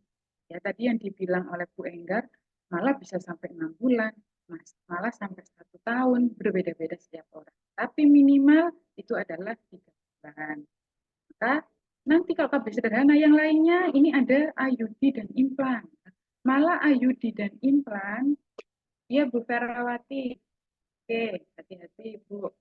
Kemudian kalau implan dan IUD ini yang jangka panjang, padahal dia hanya ingin menunda 1 tahun. Kalau implan dan IUD ini sudah kita atas lah ini implan IUD. Nah, berarti pil, kondom, dan suntik progestin. Yang paling tepat jawabannya adalah kalau KB sederhana itu adalah kondom. Jadi di sini coba kita lihat di pembahasan ada pengkategorian KB modern dan KB sederhana. Mungkin di pengkategorian metode jangka panjang dan juga yang tidak jangka panjang ya bisa pil dan lain sebagainya. Ada juga pengkategorian kontrasepsi modern dan kontrasepsi yang sederhana. Kalau yang modern itu mulai dari kontrasepsi hormonal, ada pil, ada suntik, sampai tulisannya di sini suntik ya, suntik atau injeksi ya, pil, suntik injeksi, kemudian implan atau alat kontrasepsi bawah kulit, atau juga bisa IUD atau alat kontrasepsi dalam rahim, intrauterine device, kemudian kontrasepsi mantap, MUW dan MUP. Itu kontrasepsi yang modern. Kalau yang kontrasepsi sederhana, ini bisa dengan alat atau dengan yang sederhana bisa dilakukan dengan alat ya. Ada metode kalender, ada suhu basal, ya, menghitung suhunya setiap hari, pantang berkala, kemudian coitus interruptus atau sperma terputus, kemudian dengan alat yang lain ada dengan kondom, ada diafragma, ada cup cervix, ada spermisida ya dengan obat ya, walaupun spermisida itu juga masuk kategori obat karena masuk kontrasepsi. Sedangkan kontrasepsi modern mungkin juga ada yang lain sekarang yang pakai hormonal dengan koyo, itu juga masuk kategori kontrasepsi modern yang hormonal. Sama kalau koyo, tapi kalau koyo biasanya ditempel 1 minggu lagi, dilepas, ditempel lagi. Jadi per 1 minggu ditempel, dilepas kemudian ditempel. Ada jangka waktunya. Ya. Itu pun nggak bisa langsung, kalau koyo itu nggak bisa langsung, apa ini namanya, nggak bisa langsung aktif, ya, atau nggak bisa langsung efektif, ya, harus ditempel dulu, kemudian nanti baru 7 hari ditempel, baru bisa melakukan hubungan seksual. Jadi nggak boleh langsung melakukan hubungan seksual. Oke, jadi jawabannya yang paling tepat tadi untuk kasus yang ini itu C ya. Ya. Oke, KB sederhana dan KB modern. Jadi ada KB sederhana, KB modern, hormonal non hormonal, kemudian ada metode kontrasepsi jangka panjang atau yang jangka pendek. Ya. Oke. Kita lanjut. Ini kurang satu kasus. Di kasus yang selanjutnya saya akan memberikan materi dulu mengenai kode etik kebidanan atau kode etik dari bidan. Ya, jadi kode etik dari bidan, kode etik yang namanya kode etik itu pasti berisi aturan-aturan norma yang harus dipatuhi oleh setiap anggota profesi. Khususnya di sini ya, kita sebagai bidan. Nah, ini mulai dari Rakernas ya dulu ya, di Kongres itu, mulai dari tahun 91, ini sudah ditetapkan. Mulai dari kewajiban bidan terhadap masyarakat atau klien. Jadi kalau misalnya ternyata di sini tidak mendahulukan kepentingan pasien atau mendahulukan kepentingan pribadinya, kemungkinan dia ada pelanggaran kode etik terhadap masyarakat atau klien. Kalau kode etik terhadap klien atau masyarakat, ini ada 6 poin, 6 butir. Mulai dari menjunjung tinggi, menghayati mengamalkan sumpah jabatannya, kemudian menjalankan profesinya secara utuh, kemudian juga ada pedomannya sesuai dengan peran tugasnya, kemudian menjalankan atau mendahulukan kepentingan klien dan masyarakat, lalu ada menciptakan suasana yang serasi dalam menjalankan tugas di masyarakat. Itu yang pertama, ada kewajiban terhadap klien dan masyarakat. Ada juga kewajiban terhadap tugasnya. Ada 3 butir. Jadi kalau klien masyarakat ada 6, kalau pada tugasnya ada 3 butir. Ini 3 butir memberikan pelayanan yang paripurna. Kemudian setiap bidan berhak memberikan pertolongan sesuai kewenangan. Ya, sesuai kewenangan. Sekarang kita sudah ada Permenkes 320, ya, 320 itu sudah lengkap di situ apa yang bisa dilakukan, masalah-masalah apa yang bisa ditangani, sudah ada di situ semua. Kemudian harus menjamin kerahasiaan. Berarti di sini kalau misalnya ada tidak menjamin kerahasiaan dari pasiennya, maka pelanggaran kode etik terhadap tugasnya. Lalu terhadap teman sejawat harus saling menjalin hubungan interprofesional, antar profesi, jadi sesuai dengan pekerjaan. Lalu saling menghormati antar sesama teman sejawat. Lalu terhadap profesi harus menjunjung tinggi profesi, menjaga nama baik profesi, mengembangkan diri, lalu juga berperan di penelitian, ya. Penelitian nanti menghasilkan evidence base untuk pelayanan kebidanan, itu juga merupakan kewajiban terhadap profesi. Kalau terhadap diri sendiri bisa menjaga kesehatan, harus meningkatkan pengetahuan dan keterampilan. Contohnya sekarang mungkin ini kan banyak ibu-ibu bidan ya yang profesi ya.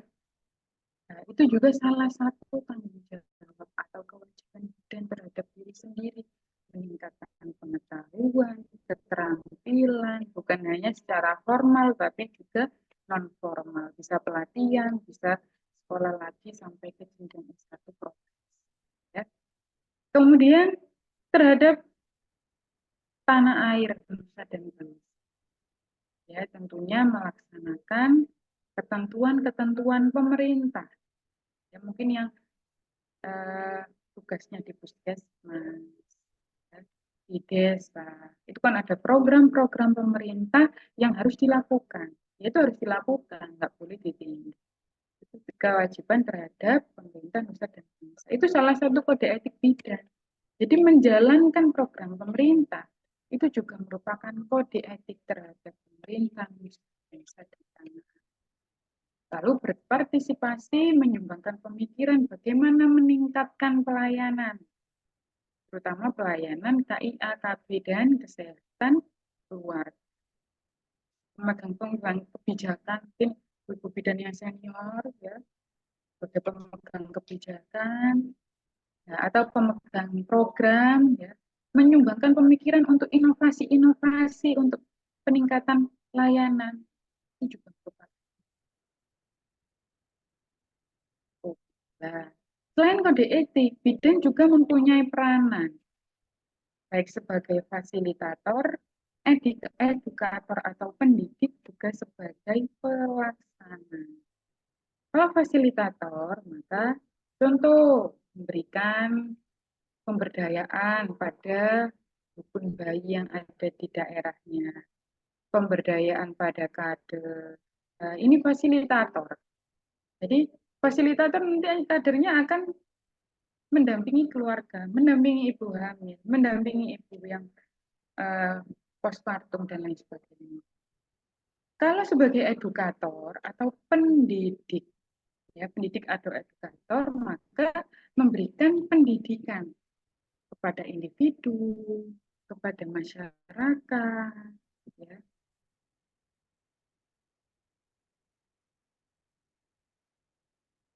Kemudian kepada ibu-ibu hamil, ibu nifas, saat memberikan konseling, itu sebagai edukator, sebagai pendidik. Kemudian untuk pertumbuhan atau perkembangan bayi, ya, pelatihan KPSP ke kader, itu berarti fasilitas. Tapi kalau memberikan informasi, edukasi, bagaimana menstimulasi anak kepada ibunya setelah misalnya melakukan screening KPSP. Oh, ini anaknya ternyata sudah sesuai perkembangannya. Maka bidannya ngasih tahu, ini terus dilakukan stimulasi seperti ini ya Bu, begini, begini, begini. Nah, itu edukator. Tapi kalau ngasih caranya ngisi KPSP ke kader, nah ini fasilitas. Beda, ya. Kemudian kalau pelaksana, maka bagaimana melakukan pelayanan di komunitas sebagai bidan, pelayanan sebagai bidan itu sebagai pelaksana. Itu perannya. Selanjutnya, selain ada kode etik, kemudian ada peran bidan, ada juga prinsip etik. Prinsip etik itu ada prinsip etika medis dalam praktek kebidanan, ada juga prinsip etika komunikasi. Kalau prinsip etika medis, di sini itu ada beneficence, ada non-maleficence, kemudian autonomi, dan juga justice. Ini yang harus diingat-ingat juga. Selain kode etik, peran, dan juga prinsip etik medis. Jadi ini prinsip saat kita melakukan pelayanan. Nah, ini ada 4 ini. Beneficence, non-maleficence, autonomi, sama justice. Kalau beneficence, bagaimana kita melakukan pelayanan sesuai SOP. Nggak boleh melakukan malpraktek ya, on SOP-nya, ya itu yang harus dilakukan. Bagaimana melakukan pengobatan sebaik-baiknya sesuai dengan masalah-masalah yang dialami pasien yang sederhana. Sedangkan yang non-maleficence, ini bedanya dengan yang beneficence. Ini ketika non-maleficence itu pada kasus-kasus yang gawat, darurat, pada kasus-kasus dilema, pelayanan ya, dilema etik. Contoh, kok misalnya ada pasien ingin aborsi. Nah, ini ya jangan sampai kok sampai diiyai. Tapi lakukan hal yang non malefisiensi, bagaimana yang terbaik. Ya, bedanya dengan beneficence. Beneficient melakukan yang terbaik, mengobati pasien, memberikan intervensi pada kasus-kasus sederhana. Kalau autonomi ini menghargai hak pasien. Jadi apa yang pasien mau, pasien nggak mau, ya dihargai. Ada informed consent, itu hak autonomi atau prinsip autonomi. Kalau justice, ini prinsip yang keadilan. Jadi nggak membedakan pasien-pasien asuransi, mau bayar, mau nggak bayar, pasien asuransi swasta, pasien asuransi pemerintah, ya jangan dibedakan. Itu justice atau keadilan. Selanjutnya di sini yang prinsip etika komunikasi. Selain prinsip etik saat langsung melakukan pelayanan, maka kita juga ada etika berkomunikasi, baik itu pada pasien, pada keluarga, pada lingkungan, atau pada orang luar. Yang pertama, veracity. Veracity itu kita harus menyampaikan informasi yang jujur, akurat, dan objektif. Mau ngapain? Misalnya mau injeksi KB, ya dijelaskan injeksi di mana, untuk apa, bagaimana resiko manfaatnya KB itu untuk apa. Itu veracity, komunikasi. Ya, menjelaskan dengan jujur, akurat, objektif, dan komprehensif yang lengkap. Kemudian kalau confidentiality ini menjaga kerahasiaan, tapi yang berkaitan dengan informasi-informasi yang memang harus dijaga, tidak boleh dikeluarkan. Itu confidentiality. Kalau fidelity itu adalah sama pasien itu kita membangun hubungan yang baik, suasana saling percaya. Ya, biasanya kan kalau kita nulis askep itu ya, yang masih ingat nulis acuan kebidanan itu kan bina hubungan saling percaya dengan pasien. Ya, itu prinsip fidelity. Sedangkan kalau prinsip privacy itu menjaga hak pasien terhadap dirinya sendiri, menghormati pasien dengan dirinya. Nah, di sini bedanya tadi kalau confidentiality berkaitan dengan tadi rahasia pasien yang benar-benar tidak boleh dikeluarkan kecuali ini akan mengancam pasien. Kalau privacy ini biasanya pada misalnya saat melakukan tindakan kita harus menutup jendela, menutup pintu, menutup tirai. Saat melakukan tindakan misalnya pemeriksaan IVA, pemeriksaan pap smear, ya enggak terus dibuka bagian bawahnya pasien, tapi ditutup dengan selimut terus dilakukan pemeriksaan. Itu prinsip privacy. Jadi yang menghormati hak pribadi dari pasien. Ya, itu untuk materi yang terakhir. Ya. Selanjutnya ini ada kasus yang terakhir. Oke, maka tadi sudah materinya. Silakan untuk dianalisis dan dijawab. Silakan untuk Mbak Fitri untuk timer ya.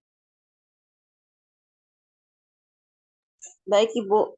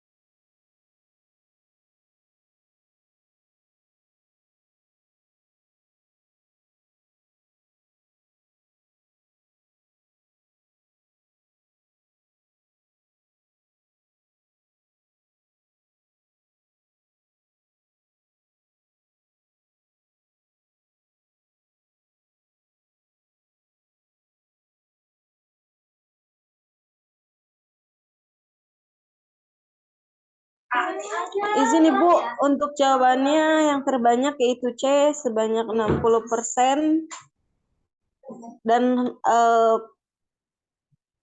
beragam Ibu untuk jawabannya.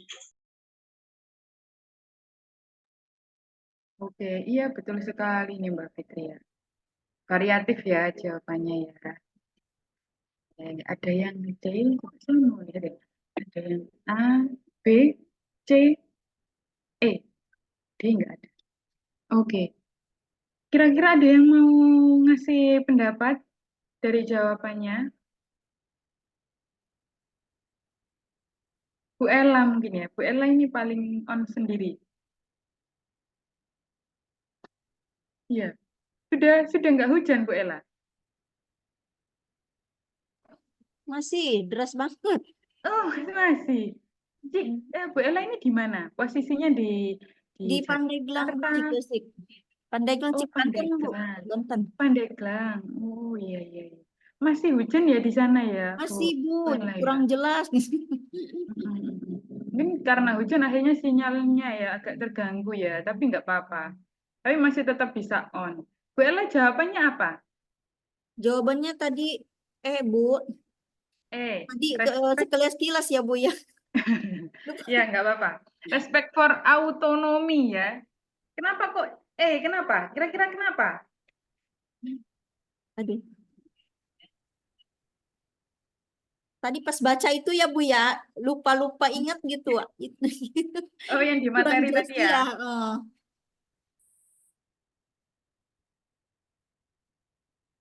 Oke, berarti ini aja ya. Pokoknya jawab gitu aja ya, karena lupa kok ya. Iya. Iya, nggak apa-apa. Ada yang lain selain E? Nggak apa-apa, mending gitu. Nanti akan ingat jawabannya itu benar atau salah ya. Kayak Bu siapa Bu Ella tadi. Ada yang lain? Ada yang mau ngasih pendapat yang lain selain E? Ya Ibu, silakan Ibu-Ibu. Ada nih Bu yang jawab A 1 orang dan B 1 orang nih Bu. Iya betul. Kemungkinan ada yang ingin berpendapat Ibu-Ibu. Betul sekali. Ini ada Bu Nini Hermiati. Kelihatan tangannya ini. Bu Nini, jawabannya apa? Maaf Ya. Ibu, saya Ya. menjawab C, beneficence, karena melihat kasus di atas, anak tersebut mengalami dysmenorrhea dan bidan sudah memberikan pelayanan sesuai SOP dengan memberikan rencana asuhan diberi kompres air hangat. Berarti menjawab yang C. C, beneficence. Oke, ya ini beda ya. Oke. Terima kasih Bu Nini. Ya sambil rebahan saya ganggu ya. Tadi habis sumbun. Oke. Ya nggak apa-apa. Nggak apa Bu Nini. Yang penting mengikuti ya. Karena memang Zoom ya begini ya. Santai aja ya. Kita kan non formal ya. Oke, kalau gitu langsung saya bahas ya nih ya. Ini sudah jamnya juga sudah sesuai, sudah pas, oke. Yang pertanyaannya adalah prinsip etik apa yang dilakukan oleh bidan pada kasus di atas ya. Kalau sudah pertanyaan prinsip etik, apa yang dilakukan bidan? Ya berarti kita lihat bidannya ngapain, terus gitu aja. Nah, di sini kan gini, asuhan diberikan oleh bidan adalah memberikan kompres hangat dengan hot pack untuk mengurangi nyeri. Ya, berarti di sini jawabannya yang paling benar. Kalau justice tadi kan keadilan, nggak membeda-bedakan. Kemudian kalau fidelity itu memberikan penjelasan. Misalnya, Bu, ini kompres hangatnya untuk ini dulu begitu. Bukan langsung memberikan, masih menjelaskan dulu. Nah, kalau beneficence ini memberikan intervensi yang terbaik untuk kasus-kasus sederhana yang sesuai dengan SOP, yang nggak boleh ngawur. Maka ini beneficence. Kalau non-maleficence, maka kasus-kasus yang gawat darurat atau dilema-dilema etik. Ya, sedangkan respect for autonomy itu adalah tadi Bu Ella ya. Bu Ella Tadi yang menjawab respect for autonomy itu adalah ketika kita menghargai keputusan pasien. Ini kan sudah nggak ditanya lagi ya. Maksudnya kalau ditanya mau nggak Bu, mau nggak Mbak ini dikompres? Misalnya nggak mau, berarti ya sudah kita respect for autonomy, menghargai keputusan pasiennya. Tapi kan ini mengintervensi yang terbaik pada kasus-kasus sederhana.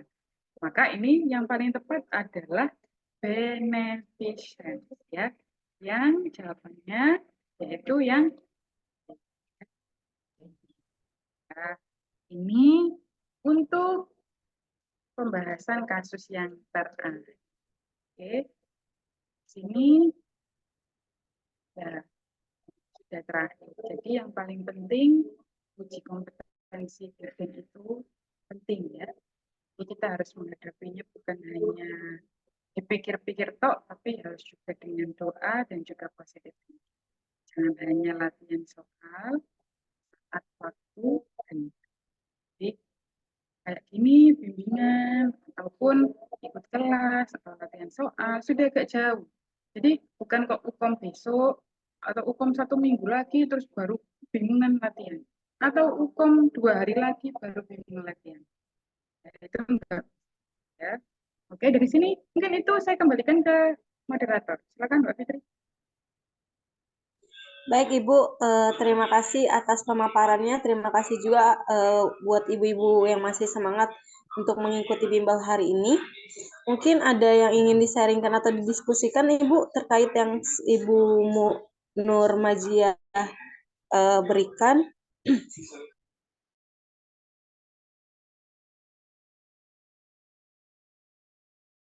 Atau sudah cukup Ibu-ibu dengan penjelasan materi dan soal pembahasan yang diberikan oleh Bu Nur Majiah? Cukup, Mbak. Silakan kalau ada yang ditanyakan, silakan open mic. Kalau mungkin tidak ada, nanti materi hari ini bisa direview kembali ya. Biasanya untuk uji kompetensi remaja pranikah prakonsepsi nggak terlalu banyak dan kasusnya ya itu tadi tentang masalah, kemudian asuhan kebidanan apa, pemeriksaan apa, dan juga konseling apa. Termasuk etik kemungkinan juga akan muncul ya. Makanya tadi silakan di review kembali habis ini, nanti sambil santai-santai, sambil rebahan-rebahan, kalau pas nggak masak, pas nggak repot dengan anak, dengan kerjaan, bisa dibaca-baca lagi, gitu ya. Oke, silakan Mbak Fitri. Baik Ibu, untuk materi hari ini nanti akan saya share ya Ibu melalui grup WA ya Ibu-Ibu. Jadi jika tidak ada yang ingin diskusikan atau sharingkan, mungkin kita sudahi pertemuan untuk hari ini. Mohon maaf ya Ibu-Ibu jika banyak kendala pada saat kelas tadi. Mohon dimaafkan ya Ibu-Ibu. Izin Ibu untuk on cam ya Ibu-Ibu, kita akan ada sesi dokumentasi terlebih dahulu ya Ibu-Ibu. Saya stop share ya. Saya stop share ya Mbak Fitri ya. Baik Ibu. Silakan Ibu. Terima kasih. Sudah.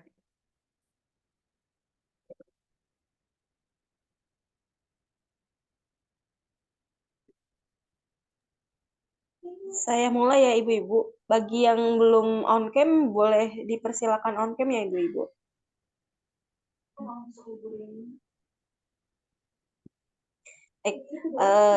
Satu, dua, tiga. Mungkin sebentar ya Ibu-Ibu.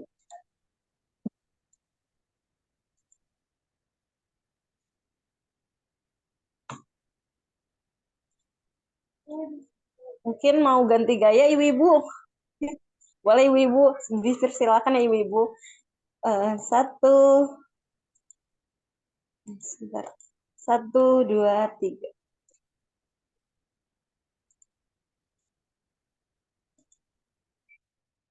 Oke.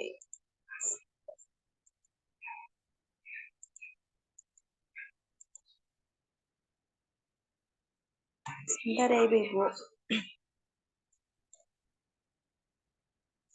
Baik, jika sudah tidak ada lagi yang ingin ditanyakan atau ingin disaringkan, mungkin kita cukupkan untuk pertemuan hari ini ya Ibu-Ibu.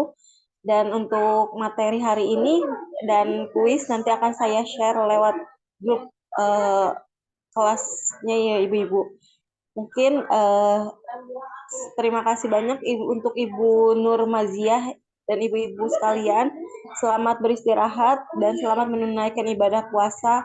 Izin saya end meeting ya Ibu-Ibu. Semangat terus Terima kasih Ibu-Ibu untuk semuanya. Mohon maaf. Assalamualaikum. Makasih, Bu. Sama-sama. semangat terus ya Ibu-Ibu. Izin end meeting ya Ibu-Ibu.